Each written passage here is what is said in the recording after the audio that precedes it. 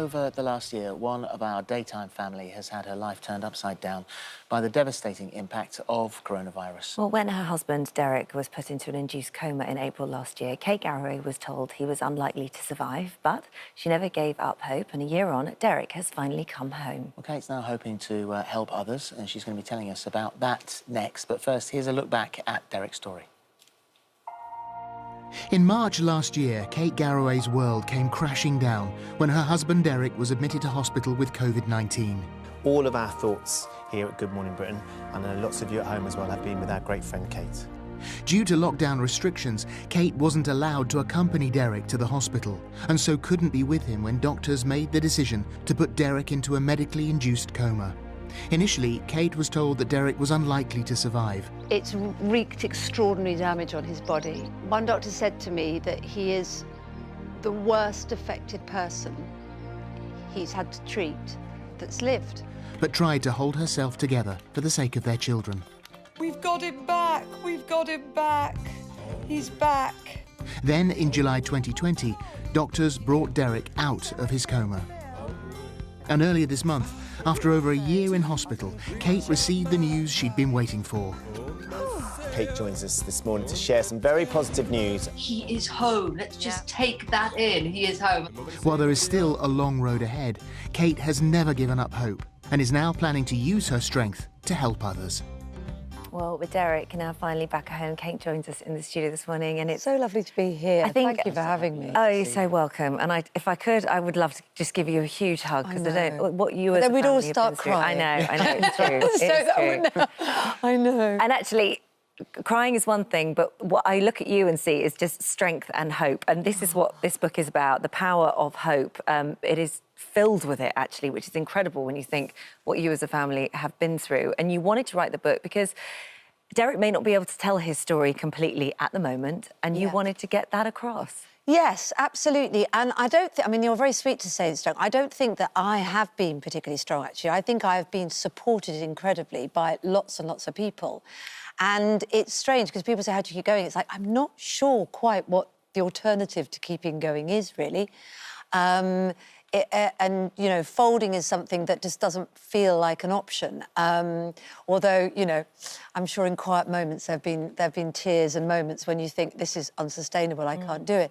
But what I've sort of learned from incredible people around me, from, obviously, the doctors, the nurses, everybody involved in caring for him, who just have this extraordinary spirit. You know, thankfully, we have a vaccination programme now. Thankfully, we've learnt a lot about how to treat the symptoms of COVID.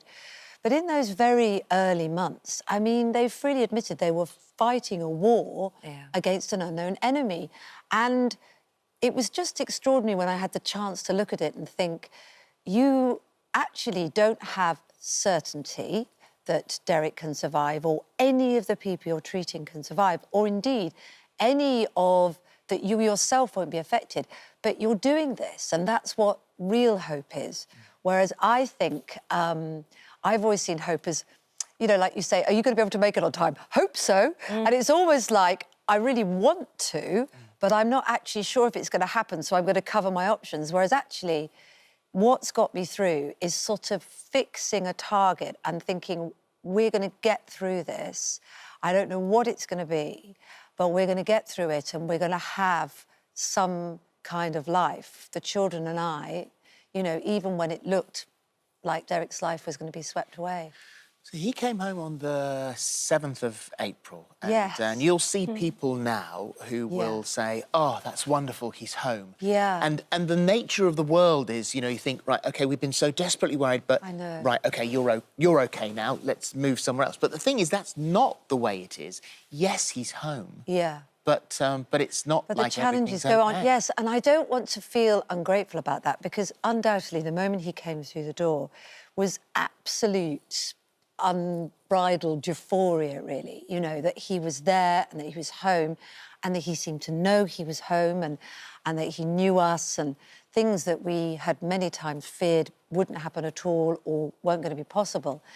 And so it was extraordinary. But I think what I've learnt now, which I think a lot of people have faced with COVID, and also any kind of, incredible changing diagnosis that you might get for a loved one or for yourself, is that actually everything has also changed and there's a huge way to go. So for a long period, he was in the induced coma, and then at the middle of the summer last year, they realised that he was just in a coma and he couldn't wake up. And then there was a huge period through the autumn of hoping and trying to get some response.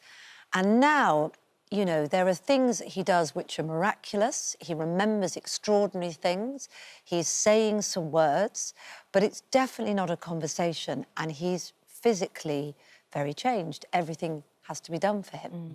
So we have a very different life. So you have help. You have helping. You don't have to do that so yourself. We've got incredible support at the moment to see how things go, and hopefully he can stay at home and we can carry on with the life that we feel we want to have. But it does need a huge amount of support. You know, he needs 24-hour care, and it's not even care that I could do, even if I could stay awake for 24 hours, which in these jobs sometimes we've had a crack at.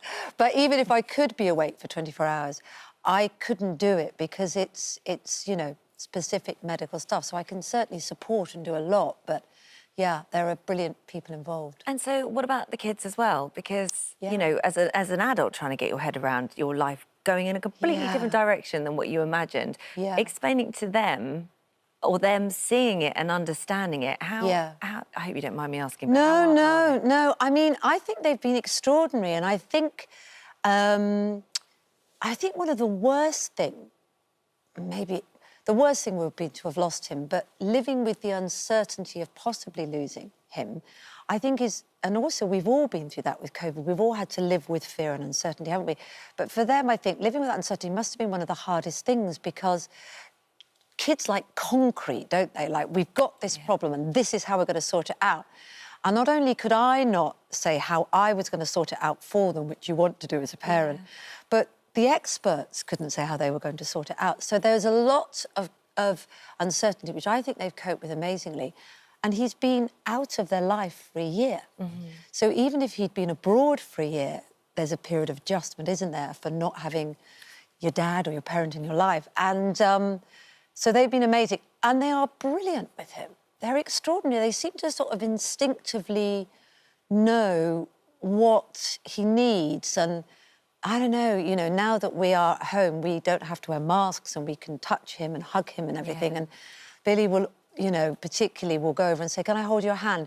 But then become aware that maybe it's too much and say, should I let it go for a bit? And I mean, they're just amazing with him, both of them. But kids also love safety and security. Yeah. And they'd be worried about you. Are you okay? Yes. I don't think I realised how much they were sort of taking care of me quite a lot along the way. The first moment, I think, was when they suddenly wanted to watch Father Brown, you know, that sort of, that show in the afternoon. And I was like, this is a very odd thing for a teenager to be choosing to watch. But, because it's so comforting and cosy and everything gets wrapped up, but I realised they knew that I loved it and they wanted to sort of do things for me. So silly little things like that, doing things around us, keeping going, getting involved in stuff. And then I think as well, you know, I think they were at times just wondering, was I going to be okay? You know, was I going to be able to keep going? Oh, God, that's so... I know, and I do put that in the book, which Darcy at one point actually said, you know, Mum, are you going to kill yourself? Oh, my God. Out of the blue. And what did you say? Well, the thing is that sounds horrific, obviously, but if you know Darcy, she's really blunt and she will always go to the most awful thing she can imagine and work her way back, you know, and at times that can be, you're not wearing that, are you, Mum? Because that's the most awful thing she could imagine. But she just came out with this sentence and I said, oh, my God, no.